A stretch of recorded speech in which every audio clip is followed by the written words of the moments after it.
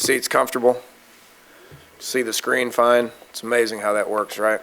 This room has been good for us. We've had lots of meetings in here. The recruiting aspect of this has been great. You know, the hall out here, when we have our junior days and stuff, they come in, they roam around, they sit down, they watch some highlight tapes, and then we can fit a lot of people in here. It's worked out really good. So I think it's going to work out good for the media sessions as well. So I just wanted to spend a few minutes with you here. I'm going to be fairly quick, 5-10 minutes or so, and then coaches and players will come in. You get about 30 minutes with them.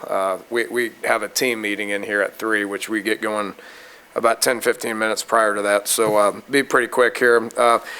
Since the spring game, 5 weeks of spring recruiting, the reception out there on the road, the assistant coaches have done a fantastic job of getting out, being visible, being in different campuses across the country. It's been really good. The Big 12 brand has been great. The West Virginia University brand has been good. The reception's been positive. The last 4 weeks we've been on campus. The whole month of June we've been here holding numerous camps, hosting many unofficial visitors. It's amazing how many of these kids travel during June and just go from school to school to school to school. It's amazing how many kids do that. But we had a lot of unofficial visits, and our camp numbers have been up as well. Every one of our camps that we've had has been very positive. We're supposed to have a huge O-line, D-line camp today and a 7-on-7 camp, which the weather's not cooperating. We'll see how that goes. Next week we get into a dead week. The NCAA's put in place about a 3-week deal to where everything's dead. So after this week, coaches will go on the road and go on vacation, spend time with their families. There's nothing we can do here from a recruiting point of view, so I want to get them away from, thank you. I want to get them away for recruiting, let them spend time with families. Probably most important, get our coaches away from our current team, because we got to spend a whole lot of time with them August through January. So get away from our guys. And just kind of get regrouped and refreshed, ready for August. We'll reconvene, obviously, late July, have another couple of camps, and then we'll get going with our team. Right now, our team, they've been back at it for about 6 weeks. We got about 15 new guys at this point in time who's with us. They've been here for about 3 weeks. It's been great. We've done a lot of football stuff. Nothing with the ball. I know you guys want to ask questions about some of the new guys, how they look. I don't know. I know what they look like in the meeting rooms. I know what they look like in the weight room. We've been out with them on the field doing some agility stuff, running sprints, but nothing that has involved actual real football. So I really am not going to have many answers for you. But it's been good. I really do feel like we're by far and away as advanced and as ahead from any of the previous teams that I've had here. Our team's in a good place. We got just so many seniors and juniors, upperclassmen. I've talked to everybody about this, but the leadership that I see out there when things get hard during sprints, when things get hard with doing agilities, running the hill, all that stuff. When things get hard, we've got a whole bunch of guys that step up and get things right and bring the younger kids along. As opposed to a lot of our younger guys or newer guys being starters and having to rely on them. We got 21 seniors and 21 juniors right now that are leading the charge. So our bodies look great. The attitude's great. I can't say enough about what Mike Joseph has done. Him and his staff, Kevin McAdam and Darryl Bauer and Chad Snodgrass and Andre Wadley, I think they're the best in the business. And it goes far beyond, just strength numbers, bench press numbers or squat numbers. These guys are motivators. They're counselors. They're friends. They show they care. They spend a lot of time with these guys, and they have really done a great job with this group, and we do look good. We're confident, and our bodies look good. Our bodies look better than I've seen in quite some time. But with that said, they've focused hard on what the attitude and the mental toughness aspect of things are as well, and I think those guys have done a great job.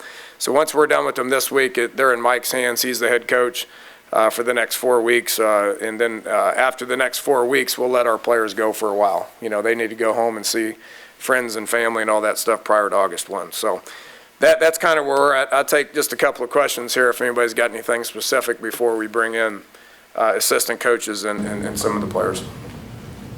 Dan, during this time of year, are you guys totally self-absorbed, or do you study opponents and game? Well, I don't mean game plan, but how much do you concentrate that area? 100% self-absorbed. I mean, we finished up pretty much our spring cut-ups today with our offensive staff and Gibby did with his defensive staff. Even though we can only meet with the players a couple hours a week, offensive staff and defensive staff meet for 8 hours a day. And go through all the spring cut-ups and make corrections, and then we can meet with the players and we can tell them what the corrections are so then they can go out and kind of work on things on their own. If you don't do it that way, and I don't know how we've done it in the past, to be honest with you, because, we tell players to go out and do some 7-on-7 and throw and catch and all that stuff, which that's better than doing nothing, obviously, but they're going to go out there and they're going to work on things without us making corrections, so we've been able to self-scout ourselves for the last 4 weeks and make some specific changes on all 3 sides of the ball and meet with our players and then say, here's how we're going to do it, go do it. So that's been helpful. We won't, I know Gibby's been prepping a little bit for Georgia Southern just because that's such a different offense. He's got to start thinking about what our plan's going to be, and he's got to start teaching some different things specifically and all that.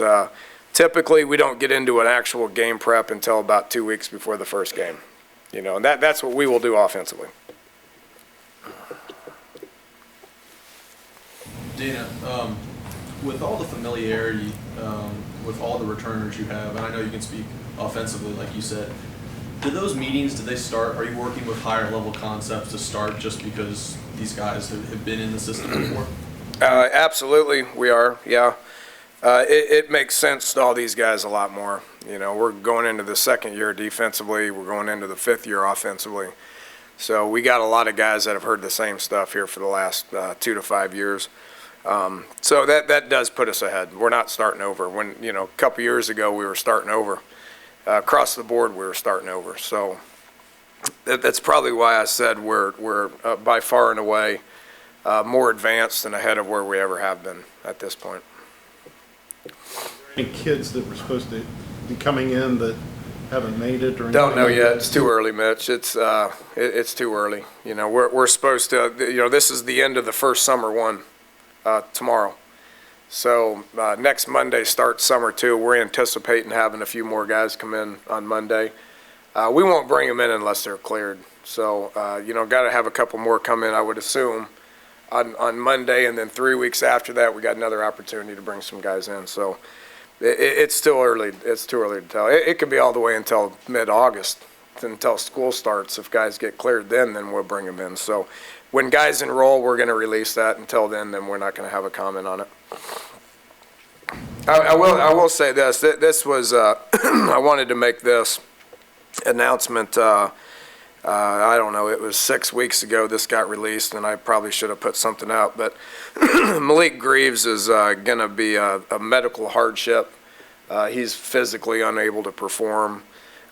He's had a couple of hip surgeries and stuff, so, it's been reported that he's left the team, but the truth of the matter is he's physically unable to play, and he'll remain on scholarship here. Tyler Tezano's transferred to Sam Houston State, back closer to home, dropping down a level to try to get a little bit more playing time, and then Jalen Myers is academically ineligible. So that's our one and only academic hit at this point. I don't anticipate any more.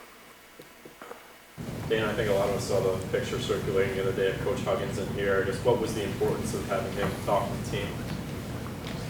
I spent a lot of time with Coach. I don't know if that's good or bad.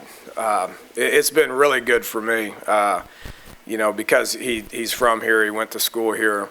He's obviously been back for 8 years and understand what it means to coach here. So circulating across the state of West Virginia with him has been a lot of fun. You know, it's been 5 years deep now, so I know all his jokes and I know everything that he's about to say. It's been a lot of fun.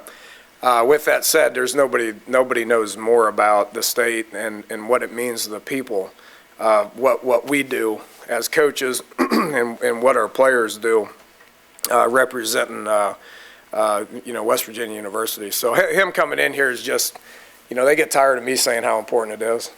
So bringing him in, great guy, and obviously he carries a lot of weight with what he says. So, his message was just that, just as far as what it means to everybody and what we do and how important it is.